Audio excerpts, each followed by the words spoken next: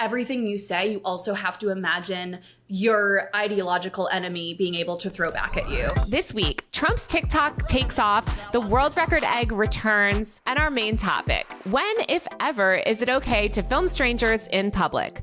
I'm Taylor Lorenz, and that's all coming up right now on Power User.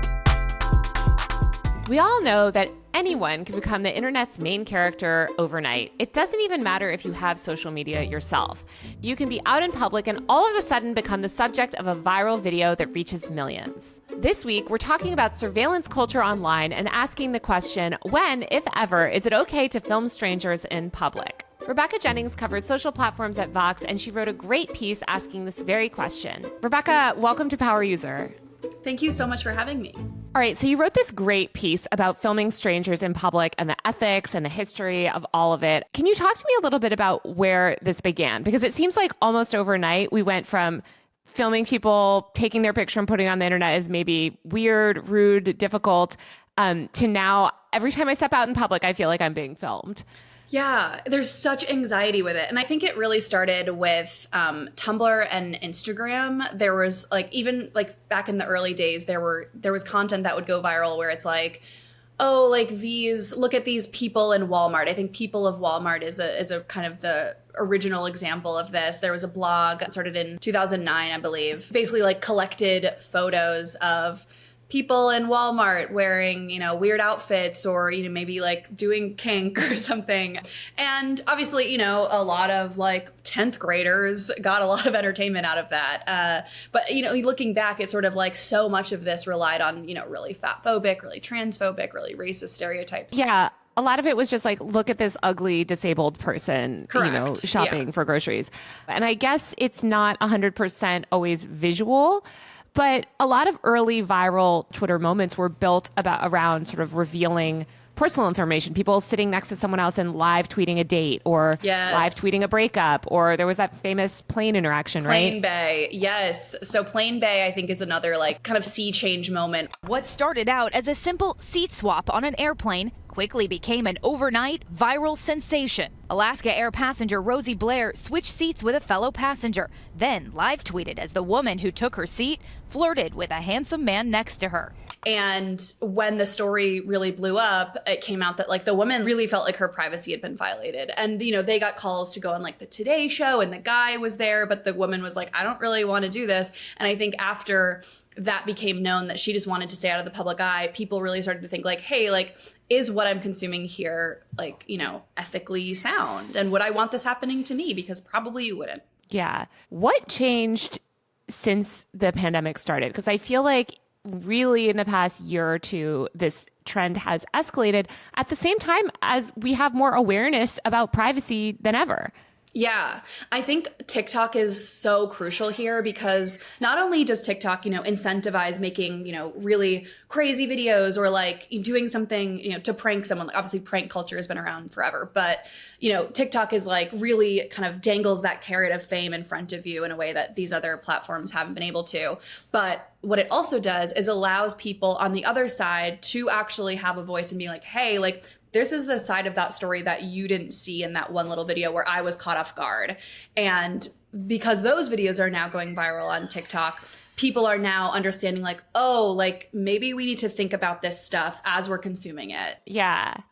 I think prank culture, specifically that era of YouTube from like 2016 to 2018, 19, which is sort of like the worst of prank culture, also kind of normalized using people for content in a toxic way, where I think when someone comes up to you on the street with a phone now or a film, a DSLR camera, my first inclination, and maybe this is because I live in LA, but it's like, I'm about to be pranked or I'm going to get money for something. Yeah. And I think because, people have seen how rich you can get if you have a really successful channel, and by doing a lot of these, either a man on the street interview, which is like, less weird because usually you're asking permission, but just any kind of channel where you're getting like surprising reaction from people, like that can be incredibly lucrative. Like you look at accounts like Influencers in the Wild or Subway Creatures, like they all have like pretty lucrative businesses attached to them that are making people's livelihoods.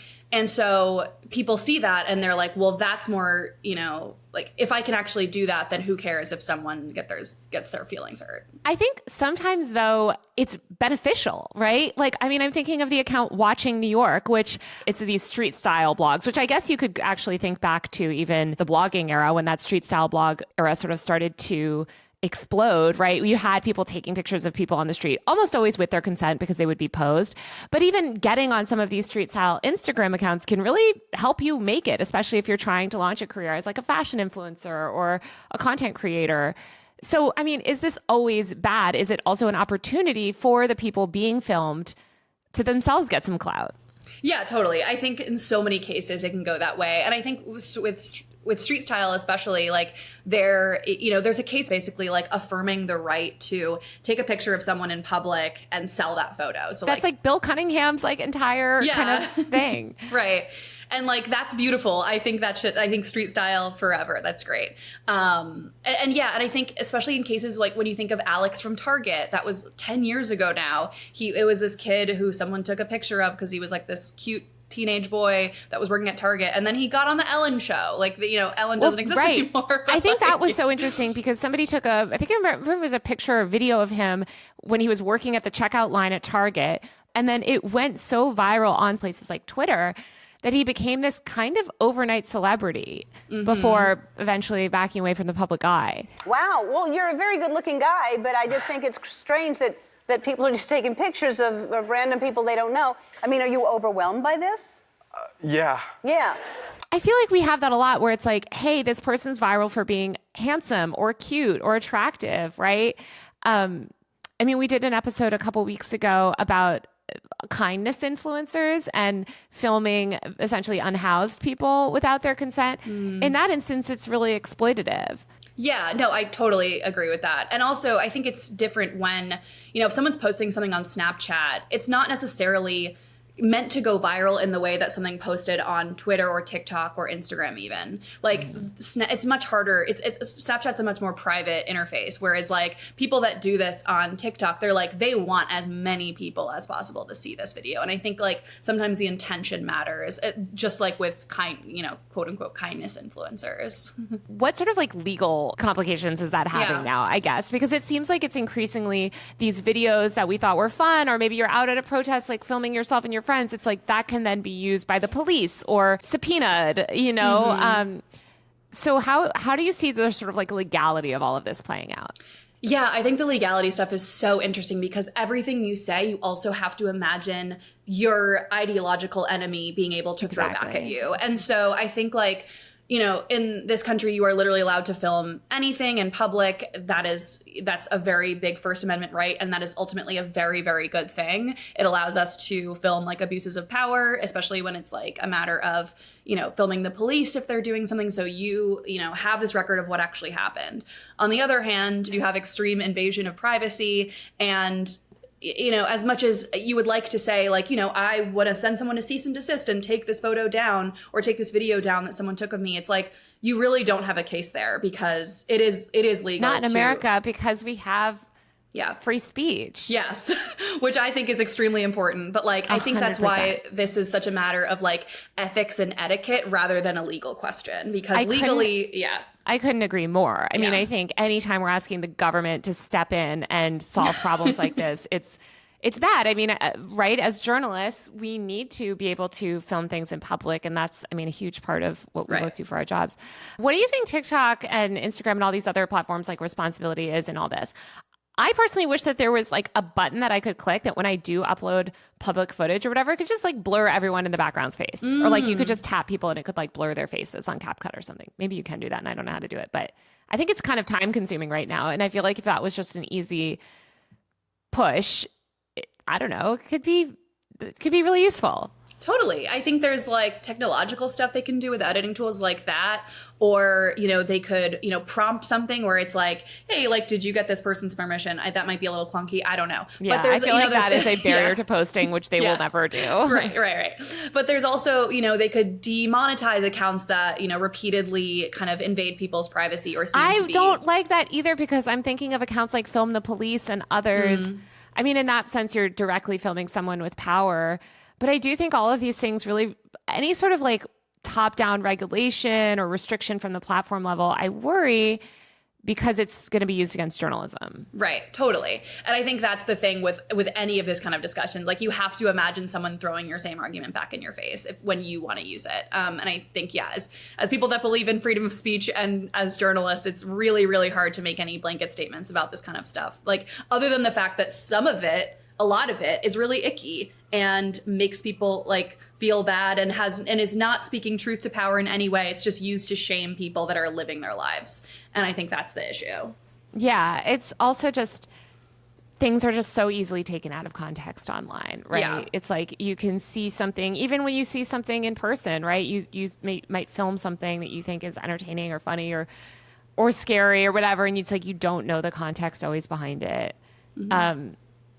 I feel like hopefully we're getting in a better place. It's like simultaneously more regular people content is going viral than ever, but we're also having these important conversations around privacy. I don't love the like over private, and I'm the most privacy freak person ever, but I also think there's this kind of like narc culture of like when you take your camera out to film something. I mean, I was at a event recently that I went to film and, somebody's like, excuse me, like, did you think about who you're filming? And I'm like, yeah, I'm actually a journalist. I am thinking about it, but thank you for flagging. But it's like, I don't know. It's also kind of like there's this other instance where I think people have this idea that anytime anybody is being filmed, that is inherently bad. Yes. I mean, you hear this around especially children or young people too. It's like, oh, this person could go viral and that is bad. And it's like, well, sometimes it's good. I don't want to, sometimes, most of the time it's bad, but it can be a positive thing. Some of these people do go viral. It's a quick little boost of fame. They get some free product and it's fine. Yeah. I also think that like we may sometimes be, and I think about this because I did a story a couple months ago on like the 9-month cruise and how there was like this war brewing between the content creators on the cruise and the non-content creators. And the non-content creators were like, you're filming me without my consent, when like that was barely happening at all. And they were just like, in the background. And it's like, I think you're overestimating like how much people care about what someone is doing in the background of a video that's not about them at all. People on this cruise ship continue to give me dirty looks everywhere I go because I have my phone on the gimbal, recording myself, but know that I will not record anyone without their permission. I think that stuff is just like, oh my God, like you're so allergic to the internet or whatever that it becomes like a real issue when people are just trying to like, make a funny video or whatever. Totally. Also, it's a losing battle. Guess what? We're all going to be wearing Meta glasses soon. Everything is going to be recorded. We're going to live in the Black Mirror episode. Like, part of me thinks that this is just a lost cause. You can increasingly film somebody without them ever knowing. Yeah. And we are, in fact, being filmed all the time, but we don't have access to that footage, obviously. The government does, and, like, whoever else, yeah. So that's why I think it's so important to have tools. Like, that's why I think this, like, this is my, like, quest to get these platforms to build these, like, face blurs. But I just think it would be such an easy step to give people tools to help others maintain privacy. But then again, maybe the video wouldn't perform as well. See, we always have to juggle with that. Rebecca, tell me your personal etiquette, and I'll tell you mine, of kind of how you decide when and where it's appropriate to film someone without their consent. Yeah, so I actually got this, I'm stealing this from one of my sources, but basically it's the golden rule. Like if you are if you are in a situation where like if you were in their position, you wouldn't want to be filmed, then I probably wouldn't do that. And if I would, it would be to a group chat and not to post on TikTok for clout. Yeah, I agree. I think especially if you see somebody that's doing something embarrassing, I tend to be careful to, if I do record anything, it would be to such a private group that I know is not going to share anything. I also feel like anytime I share something, if somebody ever asks for it to be taken down and it's, a person without their consent is featured in the video, like prominently, I'm totally happy to do that. I mean, I don't know. I do a lot of like on the ground reporting from events. And I remember filming a bunch of people in the line at VidCon a couple years ago for Dream or something. It was like a ton of people lined up. And this one girl actually said, oh, can you actually not post that video? I saw you filming, but I don't know if her parents knew she wasn't there, whatever. She had some reason why she didn't want it. And I was like, totally, 100%, Yeah. Like this is not urgent and newsworthy. I think the times to kind of let that go is if you are filming injustice, something bad happening, I don't worry so much about the background figures because the point of the video is to communicate something urgent.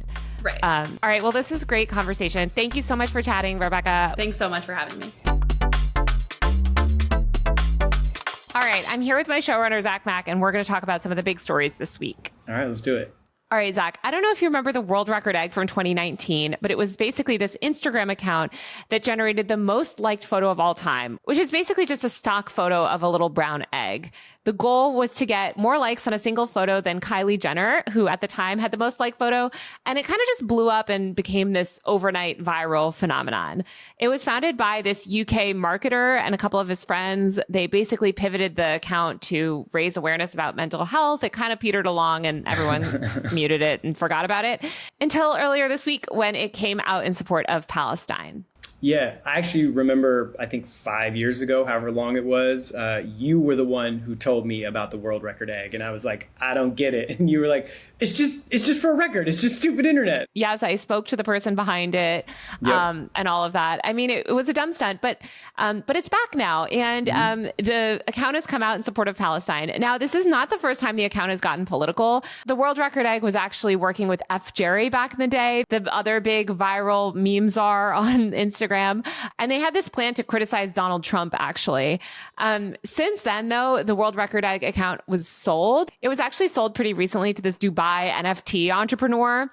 And so he's the one that's running the account now. And one of the first things he did was post in support of Palestine. He posted this little egg that has the Palestinian flag on it. Yeah, it's always more interesting when these viral phenomenons like have something to say instead of let's just beat this record for nothing. Well, it was never let's beat this record for nothing. It was sort of meant to be a commentary on social media, right? Like the original concept was supposed to be this sort of meta commentary about the silliness of social media or kind of like the vapidity, right? Yeah. Now Leo Messi, the soccer star, has the most liked photo. So they've got to beat him. And I think he has about 70 million likes on his photo. Yeah, they have a tall task. So they had to beat Kylie Jenner at 18 million. And now they have to beat Lionel Messi at 70 million. Right. The platform has grown significantly. Do you see any real significance to meme accounts being political? Like, I feel like people aren't really looking to the world record egg. So like, what significance does this have?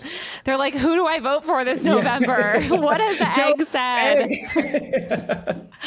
I mean, meme accounts have been getting political for a while. Not only are there tons of politicized meme accounts, let's not forget back in 2020 when Mike Bloomberg actually paid dozens of high-profile meme pages to post in support of his campaign. The Firefest of political campaigns. The comparison to Firefest is not lost. Yeah. You know, the Biden admin has done tons of partnership stuff with meme accounts. Obviously, Trump works very tightly with a bunch of other meme pages. I think that there's just an increasing war for attention on social media. And Palestine especially is something that meme accounts have weighed into. I mean, it's interesting that the World Record Egg previously tried to partner with F. Jerry. And after October 7th, F. Jerry was disseminating memes to post on other pages that were pro-Israel memes. He's, that there's definitely this sort of like behind the scenes, I guess, negotiating over political power. It's unsurprising to see the account come out in support of Palestine, giving the new owner, and the fact that he's based in Dubai. I mean, people in Dubai are overwhelmingly pro-Palestine. When I was there a couple months ago, there's Palestinian flags all over. The UAE flag also looks like the Palestinian flag, but it's actually not the same. But, I think in the Middle East broadly, there's a lot more support for Palestine, whereas in America, it's a more contentious issue. Yeah, that makes sense. Another big internet milestone this week, MrBeast finally became the most subscribed to YouTube channel on the platform. This is a kind of a big achievement. Obviously, he's been the most subscribed to content creator for a while, but he finally surpassed T-Series, which is this big Indian media Bollywood conglomerate, basically, that posts hugely popular Bollywood trailers. It's the channel that famously went neck and neck with PewDiePie several years ago, back in 2018, when there was this big drive to try and get PewDiePie to become the most subscribed to channel. Ultimately, PewDiePie lost.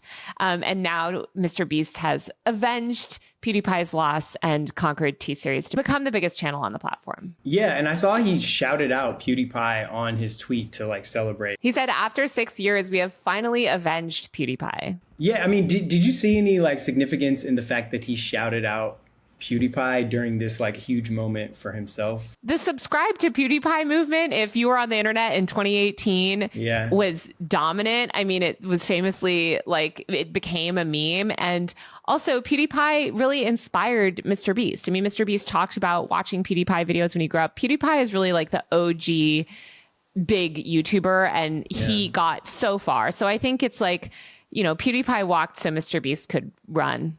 I remember the whole PewDiePie versus T-Series thing. It was always like propped up as like man versus machine, you know, like this, you know, like this big unstoppable corporate machine versus like the, you know, lowly single YouTuber in their bedroom kind of thing. And I think, maybe MrBeast wants to be seen that way too, as like kind ironically, of the underdog. MrBeast is more machine than many machines. Like he's automated his process, and his entire channel is so contrived that it's not the PewDiePie like vlog stuff that we were used to. I mean, I think that's kind of the lesson here, right? Is that to compete with, to reach that level, you have to basically operate as a massive media company. You can't just be a singular vlogger in the same way that PewDiePie was. I think that era of the internet is just, I don't want to say over, because tons of people are still doing that, but you're just never going to reach those heights.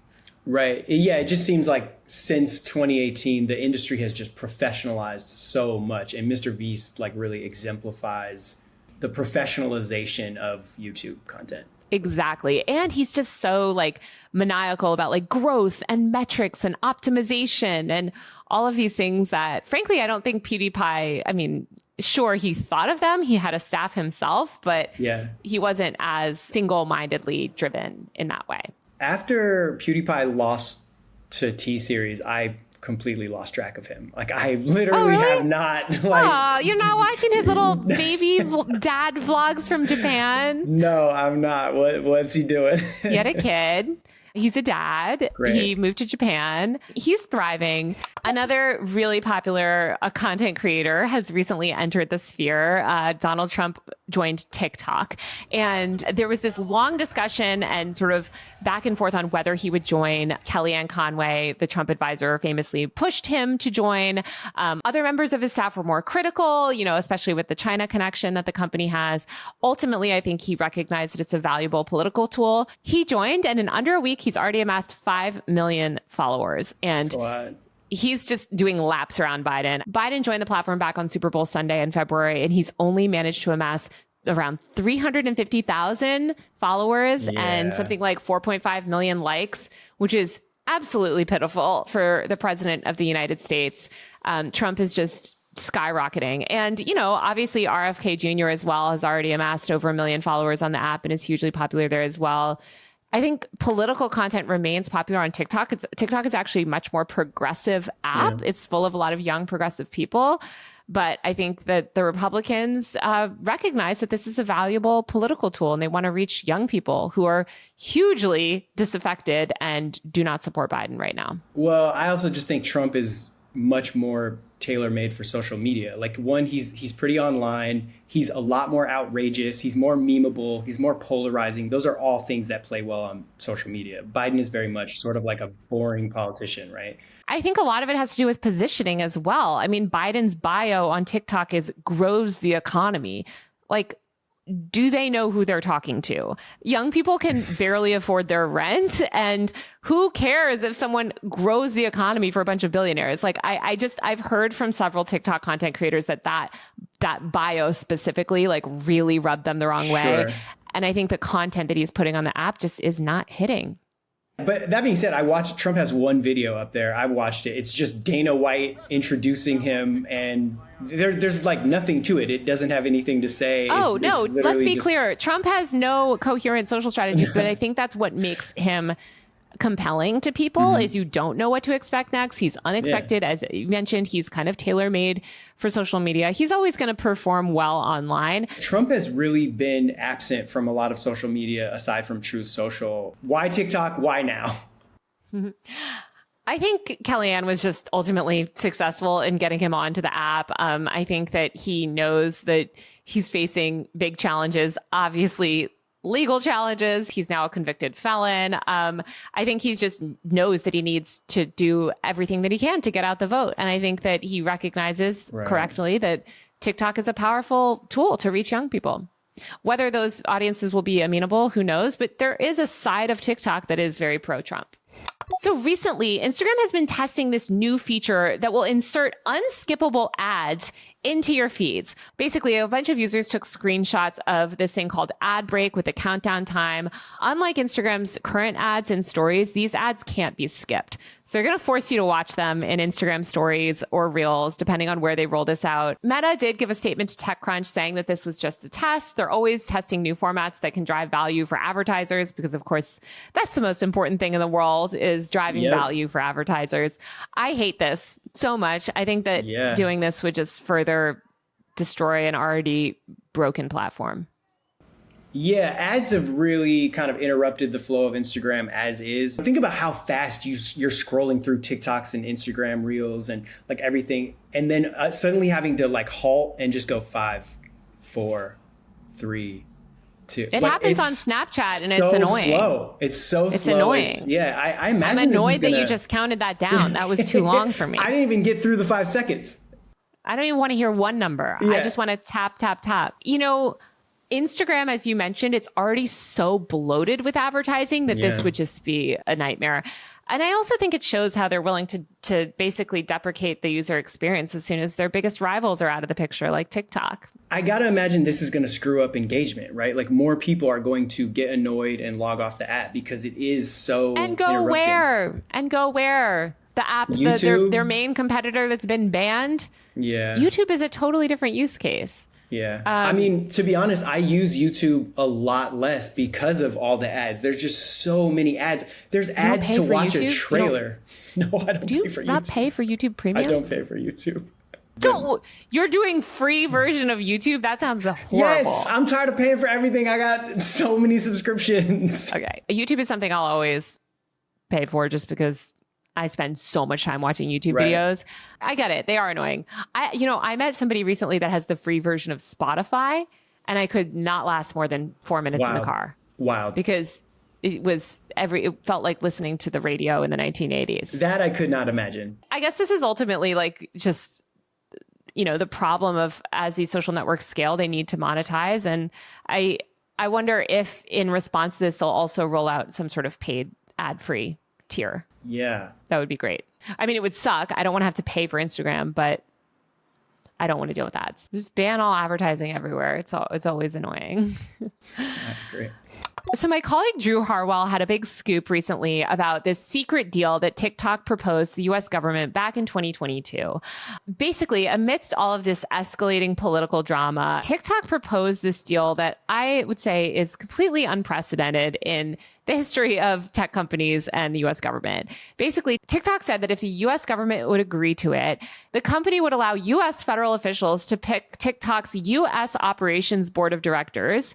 TikTok would give the U.S. government veto power over each new hire.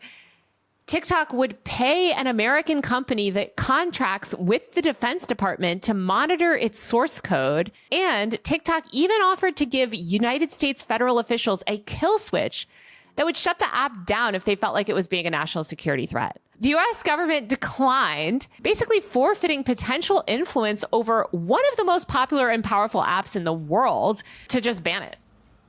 Yeah. That's crazy. I mean, you have Facebook and Google fighting tooth and nail, not to allow the government, like even the slightest inch or influence, right, over their operations. And then you have TikTok turning and being like, hey, look, we're willing to do all of this stuff that is completely unprecedented. And they're like, no, we're just going to ban it.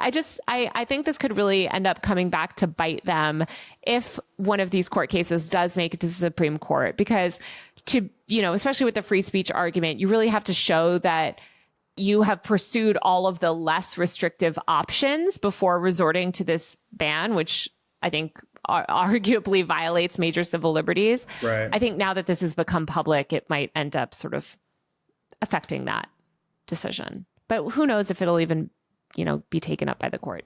Has the White House weighed in on this at all, this story? So a senior Biden official responded to Drew and said that basically they determined more than a year ago that this solution was insufficient to address the issues that they had raised and that they constantly engage with the company over their concerns and potential solutions. Color me skeptical, to be honest, because It's vague. It's a vague answer.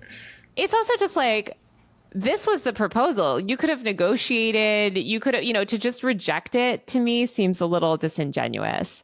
But then again, we know that they wanted to pursue this as a ban, and that's ultimately what it resulted in. I'll be really interested to see as their case works its way through the courts, whether any of this information is brought up. In the meantime, we're just stuck watching Trump and Biden TikToks. Yeah, exactly. All right, Zach. Well, thanks for chatting with me. All right, that's the show for today. You can watch full episodes of Power User on my YouTube channel at Taylor Lorenz. Power User is produced by Travis Larchuk and Jelani Carter. Our video producer is Brandon Kiefer. Our executive producers are Zach Mack and Nishat Kurwa. Power User is part of the Vox Media Podcast Network. If you like the show, give us a rating or review on Apple Podcasts, Spotify, or wherever you listen. And we'll be back next week with another episode of Power User. See you then.